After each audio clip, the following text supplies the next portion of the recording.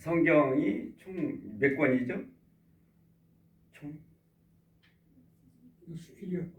원래는 580권 정도 됐어요. 놀랬죠? 성경이 580권. 성경이라고 하기보다는 이 팔레스틴 지역에 있는 고전이에요. 고전. 여러분 잘 못 들었을 거 이런 거는 사실을 저는 예수 믿게 된 예수님을 좋아하게 된 동기는 뭐냐면 예수님은 법대로 하기를 싫어했어요. 예수님 법대 안 다녔거든.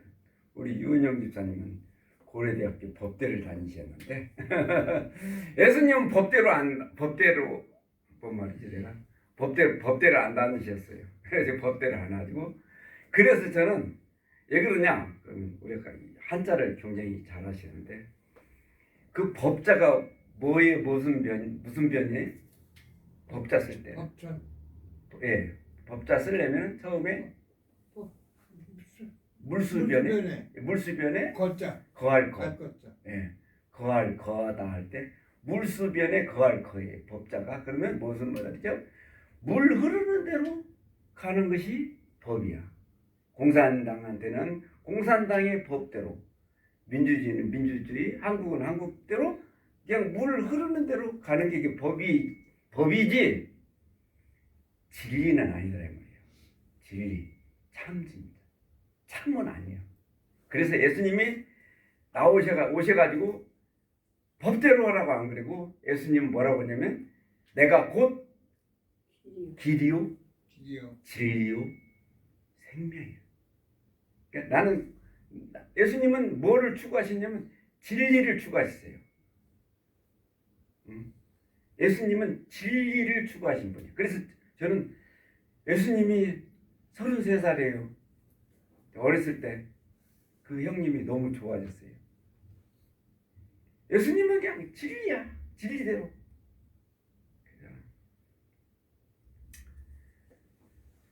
뱀은 마귀라 성경에서 그렇게 이야기하고 있어요. 뱀은 마귀다. 그런데 왜 마귀인가 저는 생각을 했어요. 뱀은 혀가 몇 개요? 혀는 하나인데 갈라져서 나와 이렇게 두 개가 갈라져서 그런 것도 있고 특별히 뱀은 갈 때도 이렇게 꾸불꾸불 가고 잠을 잘 때도 어떻게 자요? 다리 쭉 뻗고 자는 뱀 없어. 이 또아리를 틀고 고개를 탁 올려가지고 딱 자요. 뱀 그렇게 자. 뱀은 끝까지 이렇게 꾸불꾸불 거려. 뱀은 죽어야 일자가 돼요. 그쵸? 진리가 나타나려면 죽어야 진리가 되는 거다. 이렇게 생각했어요. 예수님은 돌아가셨단 말이에요. 그래서 진리가 나타나는 거예요. 그래서 내가 죽어야 진리가 나타나는구나. 이 생각했어요. 이게 예수 믿으려면 어떻게 돼야 돼? 내가 죽고 예수님이 살아야 돼. 내가 죽는 것이 곧 진리더라. 나의 성격도 나의 모든 것도 주님 앞에서는 그냥 이렇게 죽어져야 진리가 나타난다. 그런 생각을 했어요. 그래서 저는 그 예수를 믿게 된 동기는 예수님은 진리를 쫓기 때문에 참 진짜잖아요. 참을 쫓기 때문에 저는 예수님이 좋았어요. 예수님 당시는 우리 성경에 있지 아니한 오만 잡것 오만 아기가 무려 400년 동안 성경에 없어요. 너무너무 잔악한 일들이 벌어졌기 때문에 누가 오셨어요? 예수님이 오신 거예요. 그거를 중간사 흑암기다 이렇게 이야기해요. 얼마나 잔혹했으면 성경에서 빼버렸어요. 성경에 없다니까요. 역사에는 있을까요? 없어요? 역사에는 있어요. 달무드라든가 또 모든 것이 있어요. 막 그 무슨 뭐 바리새파, 뭐 에스네파 이것은 다 그 잠깐 신약 성경에 나오긴 나오는데 그게 다 그 400년 동안 무려 400년 동안 있었던 이야기들이 너무너무 잔혹한 그런 일들이 400년 동안 벌어졌기 때문에 예수님이 나오셨어요. 첫 번째, 그 잔혹한 일들이 어째서 벌어졌냐? 그러니까 제사장들 때문에 잔혹한 일들이 벌어져요. 지금 팔레스틴에도 마찬가지예요. 팔레스틴에도 경찰이 보는 앞에서 여자의 목을 칼로 쳐요. 이렇게 할라스 둥그런 칼로 친단 말이에요. 그래도 경찰이 안 말려요. 경찰이 안 잡아가. 왜? 사회 국가법보다도 종교법이 상위법이야. 종교법이 우선하기 때문에 국가법은 나중이야. 그래서 지금도 그렇게 잔혹한 일들이 벌어지고 있는 지역이 어디예요? 팔레스틴 지역이에요. 이슬람들. 팔레스틴 지역. 모든 그 세상은 국가법보다도 종교법이 상위법이야. 상위법이라고 해요. 상위법. 그래가지고 그 종교인들이 백성들을 자기들의 욕심과 그 모든 것들을 가지고서 좌지우지하고 핍박을 하고 억압하고 이렇게 짐승처럼 살았어요. 그런 가운데에서 그 제사장, 마지막 제사장이 누구예요, 여러분? 여러분, 마지막 제사장이 누구예요? 마지막 제사장? 따라서 하시기 바랍니다. 사가랴? 네, 따라서 하면 오가랴 말고 사가랴. 마지막 제사장이 누구냐면 사가랴. 그의 부인 누구야? 어디 원장님이에요? 박수 한번 쳐주시기 바랍니다. 야, 원장님이 이렇게 박수 한번 쳐드려요. 아이고. 그 엘리사벳이에요. 부인이. 아들은 누구야? 아들 누구요? 아멘. 세례 요한이에요. 그 아들이 세례 요한이라고. 마지막 제사장이 사가랴인데 그의 부인은 엘리사벳 있고 그 둘 가운데 늙을 말년에 아이를 낳았어요. 지금 우리나라도 지금 너무 아이 생산을 젊은이들이 안 해가지고 큰일 났어요. 우리 노인들이 나서야 돼. 그전에 왜 웃어요? 그런데 이제 그런 실정에서 이 사가랴가 아이를 가졌어요. 사가랴는 누구라고요? 제사장이야. 제사장이 그 당시 자식이 없으면 어떻게 됐어요? 자식이 없으면 저주받은 거나 마찬가지야. 저주받은 집안 사람들이 손가락질 한단 말이에요. 손가락질 안 하면서 마음으로 손가락질 하는 거야. 그러니까 왕따를 시키는 거죠. 왕따. 응? 왕따, 뭐 전따는 왜 종교생이 따돌리고, 그 다음에 또 뭐, 부산에 가니까. 언따. 따돌리고. 부산에 가면 또 하나 있어. 뭐예요? 됐다라고. 됐다? 응, 됐다. 부산에 가니까 됐다가 있더라고. 여하튼 간에, 은근히 세례 요한이 나기 전에 그 아버지가 제사장임에도 불구하고 자식이 없었어요. 그러니까 사람들이 왕따를 시켰어요. 얼마나 속이 끓었어요. 나도 자식 하나 가져야 되는데. 그러니까 불화가 생겨 안 생겨. 엘리사벳한테 당신 때문에 당신이 애를 못 가졌어요. 무슨 소리야? 자식이 말이야? 남자가 응? 그래서 그렇지. 서로 이렇게 갈등을 집안이 펼쳐 있는데 어느 날 다 늙을 말년에 아기를 가서 응? 엘리사벳이 배가 불러왔어요. 그러니까 이 사가랴의 제사장 어깨가 어떻게 될까? 똑 펴주고 봐라. 무슨 소리야 지금? 그렇게 했죠. 나중에 아기를 낳았어요. 아들을 낳았어. 아들을. 그거 잘난 놈의 아들. 그거 무엇인지 몰라도 그 아들을 낳았어. 그러니까 이 사가랴 어깨가 뒤로 딱 제껴주고 허 이렇게 얘기했어요. 그 당시 그 제사장 마지막 제사장이야.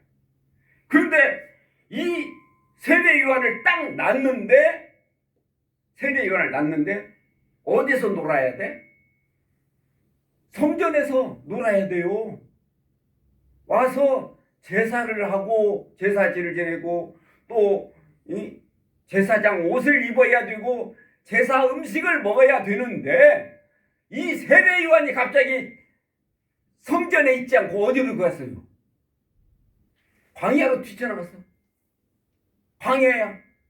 광야라는 것은 여러분 광야라는 것은 어떤 곳이냐면 그 버림받은 사람들이 문둥병자들 있잖아요. 옛날에는 그 문둥병에 걸리면 이 예루살렘 성 안에 살지 못하고 쫓겨나야 돼요. 그게 광야라고. 그게 사막이라고. 성 안에 있지 않고 쫓겨나가야 되는데 세례 요한은 문둥병 걸리지도 않았는데 이 성전에 있어야 될 그 귀한 아들이 말입니다. 광야로 뛰쳐나가지고 이제 제사 음식 먹지 않고 뭐를 먹었어요? 메뚜기와 석청이를 먹어가면서 이제는 제사를 지내라 하지 않고 세례 요한이 회개하라 그랬어요. 옛날에 죄를 지으면 우양을 가지고 와서 제사를 지내야 되는데 이제 뭐 하라고? 회개하라고? 돌아버리겠어. 이 사가랴가 자식 없을 때보다도 더 큰 일이 일어나고 그랬어요. 자식 없으면 말이라도 내가 그냥 손가락질이나 당하고 마는데 이놈의 자식이 그냥 나가가지고 이 엉뚱한 짓을 하는 거예요. 엉뚱한 짓을. 그렇잖아요. 엉뚱한 짓. 얼마나 속이 이렇게 되겠어요. 결국에는 사가랴가 더 이상 아무것도 못하니 이 제사장이라는 것은 세습을 하게 됐어요. 세습이 뭐예요? 아버지가 제사장이면 아들도 제사장이야. 이렇게 세습을 받아서 제사장이 되면은 그 당시는 제사장이면 온 것을 다 누리고 자기 마음대로 국가법도 어겨가면서 국가법이고 뭐고 상위법 종교법을 가지고 자기가 잘 먹고 잘 살려고 자기 마음대로 세상을 움직일 수 있는 그런 자리가 제사장달이란 말이야. 근데 세례 요한은 그거를 버려버리고 나갔어요. 누구를 만났기 때문에 그렇겠어요? 아멘.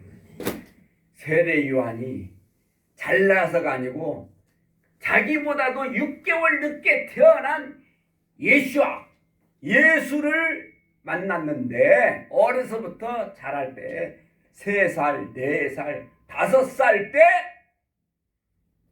이 예수에 대해서 예수는 사람의 새끼가 아니야. 이렇게 깨달은 거야. 예수는 사람의 새끼가 아니야. 누구야? 예수가 하나님이라는 것을 깨달았어요. 우리가 하나님께 제사 지내고 하나님께 뭐하고 있는데 이분이 바로 얘가 이 5살 자기보다 6개월 늦게 태어났다고. 바로 이 예수가 하나님이라는 걸 깨닫고 그 예수에 대해서 이 세례 요한이 온갖 정성과 인생을 다 바치게 돼요. 예수에 대해서. 그래서 이 예수님의 그 행적이 우리 성경책에는 없어요. 없죠? 그런데 그 400년 역사 속에 보면은 예수님의 흔적이 있어요. 예수님이 하시는 일마다 아주 사람으로서 할 수 없는 그런 일을 하고 계세요. 그래서 이 세례 요한이 예수를 바로 하나님으로 믿게 된 거예요. 하나님으로. 이제는 율법이 세례 요한 제사장이 율법을 지켰는데 이제는 진리이신 예수를 쫓게 됐어요. 진리이신 예수를.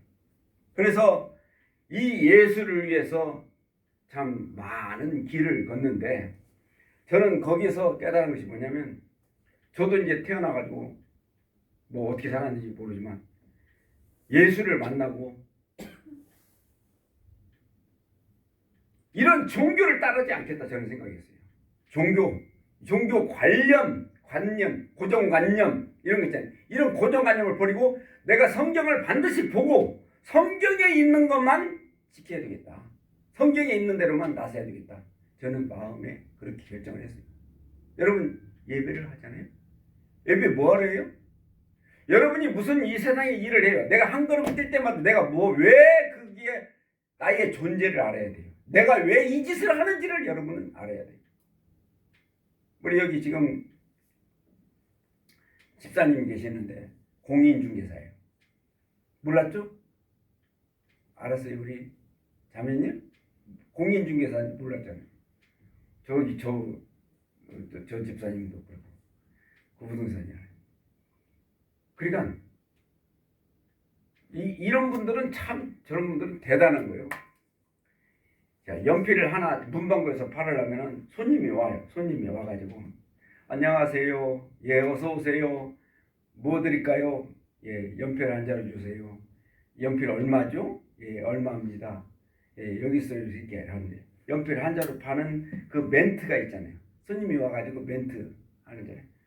그 다음에 부동산 땅을 이렇게 사러 왔어. 그러면 뭐 집을 사러 왔어요. 그럼 안녕하세요 하면서 그 부동산을 파는 멘트하고 연필 파는 멘트하고 비슷해.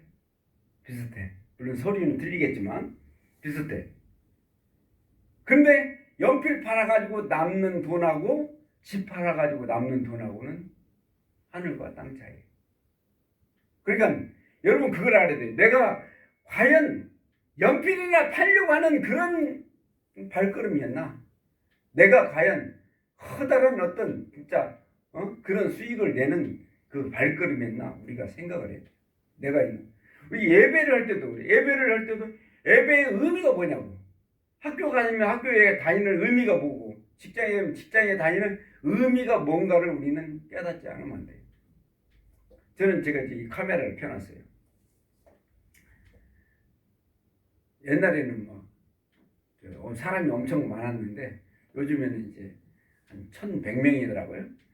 그러니까 여러분들은 지금 얼마 안 돼도 여기에 1,100명의 사람들이 볼 수 있는 그런 매체가 있어요. 그래서 이제 카메라를 켜놓고 보는 거예요.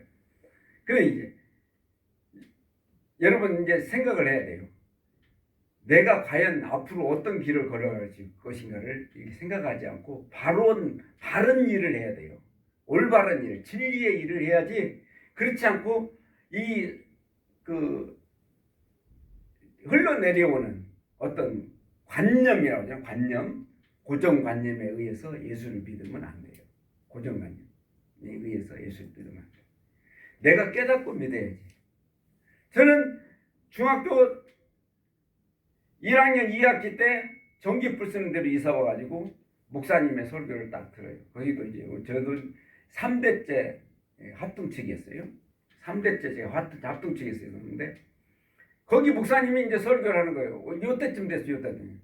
동방박사 세 사람이 그런 찬송이 있어요? 없어요? 있잖아요. 지금도 있어요. 동방박사 몇 사람이라고? 세 사람? 그래서 열심히 찾아봤어요. 동방박사.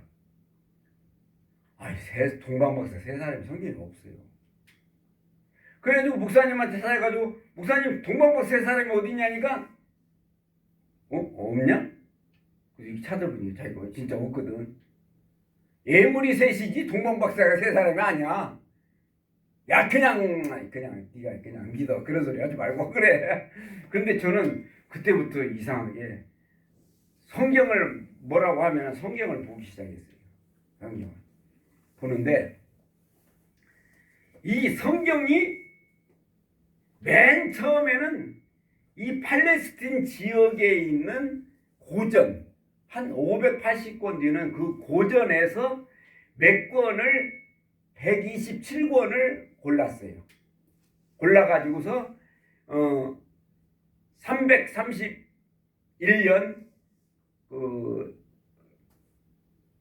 콘스탄틴 대제 때까지는 127권을 경전으로 해가지고 왔어요. 그다가 그때 콘스탄틴 대제가 너무 127권이 너무 많아. 그래서 학자들을 통해서 몇 권으로 줄였냐면 73권으로 줄였어요. 73권으로 줄이고 73권이 우리 개신교에서는 몇 권으로 쓰고 있죠? 그 중에서 66권만 성경으로 경쟁으로 쓰자 그래가지고 지금 66권으로 쓰고 있는 거예요. 그러니까 이것이 어디에서 나왔고 이렇게 이런 과정에 의해서 그런 역사적인 과정은 제가 자세히 말씀드릴 수 없지만 그런 과정에 의해서 66권이 됐다. 그런데 66권도 우리가 구분을 잘해야 돼요. 구분을 해야 돼요. 구분을. 여기에는 하나님이 하라 하지 말라고 한 부분이 있고 하나님께 노래하는 노래 부분이 있고 우리를 교훈하는 교훈 부분이 있고 역사 부분이 있고 다 그래요. 그리고 모르셨어요? 하나님께서 하라 하지 말라 한 그 부분은 뭐라고 그래요? 우리가 말씀드린 율법이라고 해요. 율법. 그것을 히브리어는 토라 그래요. 토라라고 해요. 그러니까 그 다음에 시가 서 있잖아요. 시를 읊은 거. 시를 읊은 성경이 뭐뭐 있어요? 시를 읊은 성경이 욥, 시편, 잠언, 전도, 아가서. 이것은 5권은 시를 읊은 거야. 이렇게 하라 하지 말라는 성경이 아니고 시를 읊은 거다 이 말이야. 시를 읊은 거. 하라 하지 말라는 거 한 것은 율법 뭐예요? 창세기, 출애굽기, 레위기, 민수기, 신명기가 이것이 율법이에요. 이렇게 하라 하지 말라는 것은 거기에 들어있다고. 자, 오늘 한번 시편 23편을 한번 보세요. 이것은 하나님을 노래한 거예요. 하나님을 노래한 거예요. 우리 한번 다 같이 합독을 하시겠어요? 시작. 여호와는 나의 목자시니 내게 부족함이 없으리로다. 그가 나를 푸른 불밭에 누이시며 쉴 만한 물가로 인도하시는도다. 내 영혼을 소생시키시고 자기 이름을 위하여 의의 길로 인도하시는도다. 내가 사망의 음침한 골짜기로 다닐지라도 해를 두려워하지 않을 것은 주께서 나와 함께 하심이라. 주의 지팡이와 막대기가 나를 안위하시나이다. 주께서 내 원수의 목전에서 내게 상을 차려주시고 기름을 내 머리에 부으셨으니 내 잔이 넘치나이다. 내 평생의 선하심과 인자하심이 반드시 나를 따르리니 내가 여호와 집에 영원히 살리로다. 예. 자, 이것은 시편이다 이 말이에요. 시를 읊은 거예요. 노래한 거예요. 노래한 거. 그러니까 우리는 이렇게 여호와는 나의 목자시니 여호와는 나의 목자시니 하나님 그러면 여호와는 나의 목자시면 나는 뭐예요? 양이에요? 짐승이에요? 짐승 내가 짐승이라고 말해요. 짐승이냐고요? 그건 아니죠. 그거는 아니라 이 말이에요. 그러니까 우리는 이 시편은 욥 시편, 잠언전도, 아가서는 물론 다른 성경에도 시적인 표현이 있어요. 근데 이제 그런 것들은 하나님이 그렇게 해라 하지 말라 한 것이 아니고 그 시를 지으려면 은유법, 비유법, 뭐 도치법 이렇게 해가지고서는 여러 가지 7가지 법칙이 있잖아요. 시를 문학을 쓸 때는 그러니까 그렇게 뭐 반어법 뭐 이런 거 있잖아요. 그런 것은 이렇게 그렇게 우리를 시를 시적인 표현으로 읊은 거지 우리 보고 이렇게 하라 하지 말라 한 것이 아니다 이 말이에요. 그런데 중요한 것은 요즘에 여러분들 나쁜 사람들 2단이라는 거 있잖아요. 2단 3단도 아니고 2단. 2단들은 여기 있는 시편인지 계시록인지 뭐 묵시록인지 이걸 구분을 않고 거기에 있는 말을 거기에 있는 단어를 갖다가 자기 교리를 만들어요. 그래서 2단이 되는 거다 이 말이에요. 여러분 잘 아시겠죠? 그러니까 성경 구절, 성경 한 구절, 한두 구절 이렇게 엮어가지고 이리저리 엮어가지고 말을 하는 사람들은 이건 이단성이 있는 사람들이에요. 이단성이. 그러니까 이 하나님의 말씀 속에 이 시편이 있다고 해도 이것은 우리가 이렇게 해라 하지 말라 한 것이 아니다 이 말이에요. 이렇게 하라 하지 말라는 것이 아니고 하나님을 노래하고 이렇게 한 것이다 이렇게 생각하시면 되겠어요. 여러분께서 그것을 이제 확실히 알고 우리가 예배를 할 때도 예배하는 의미를 알아야 돼요.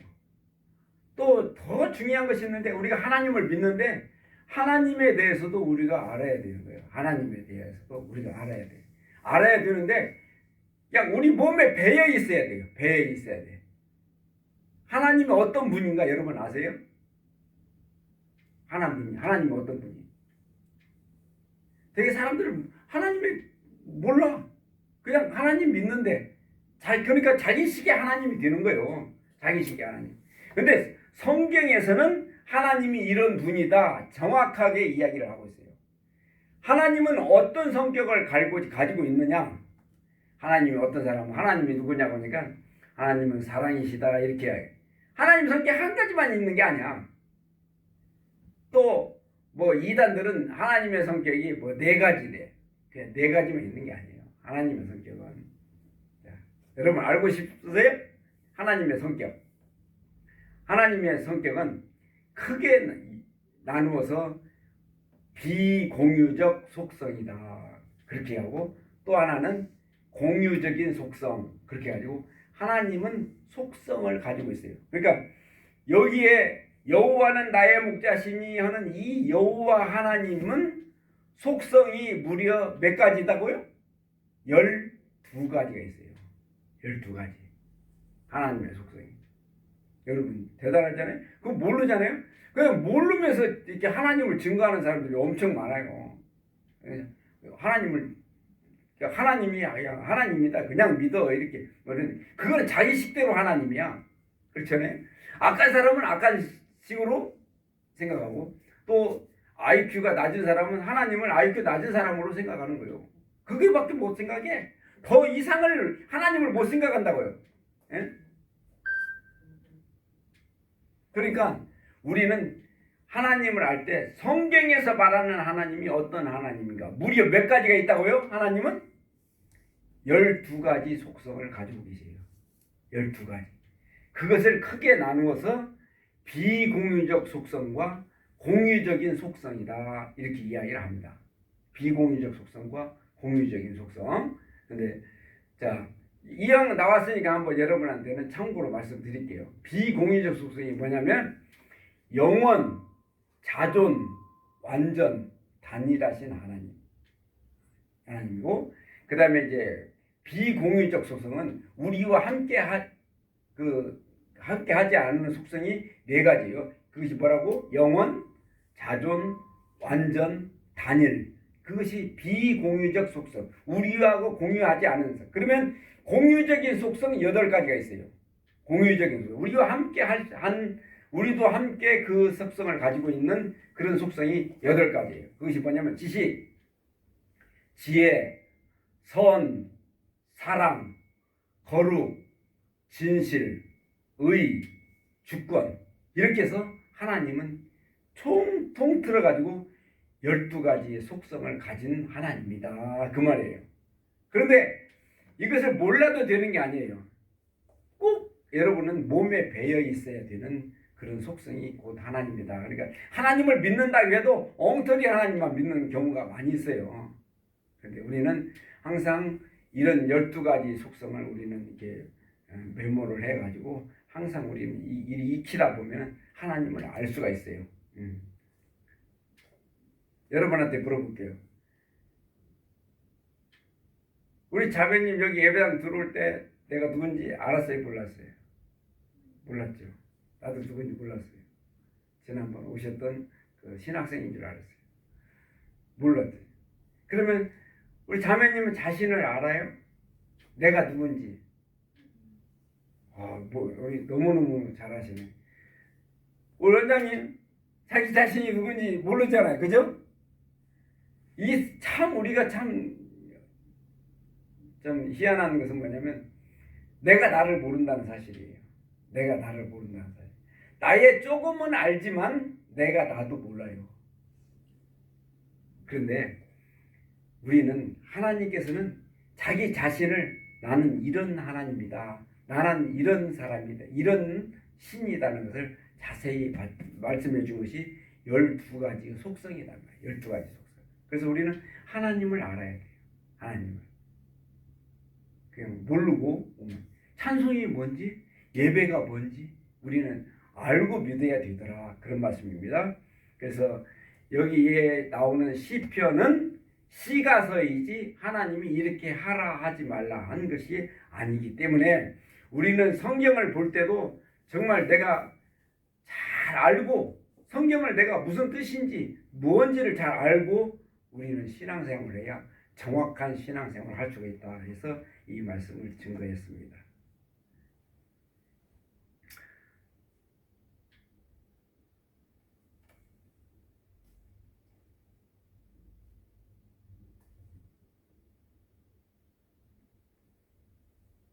우리 찬송 하고 마치겠습니다.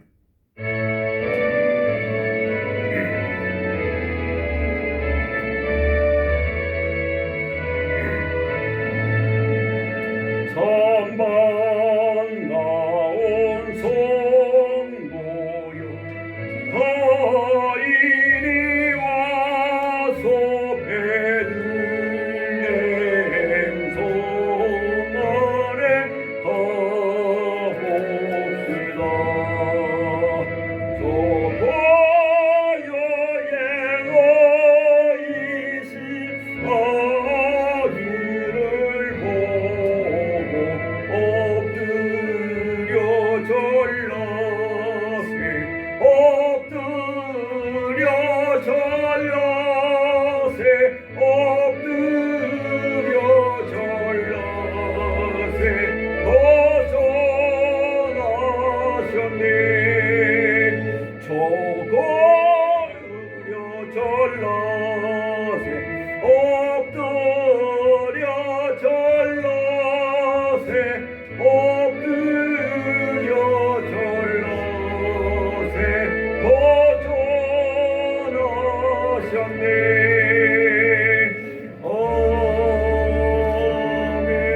아멘. 다같이 기립하셔서 축도하고 마치겠습니다. 사랑의 하나님 참으로 감사합니다. 예수님은 율법에서 해방시켜 진리를 쫓도록 해주시고 진리의 예수님이 우리의 살 길을 열어주시고 참된 길을 열어주셨습니다. 하나님이시여 이 길을 바로 알고 똑바로 알고 이제는 율법을 따르지 않고 오로지 진리를 따르는 저희들 다 되게 하여 주옵소서.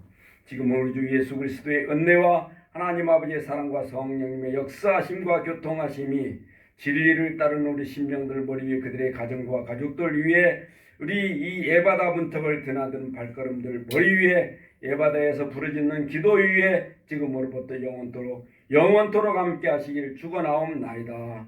아멘.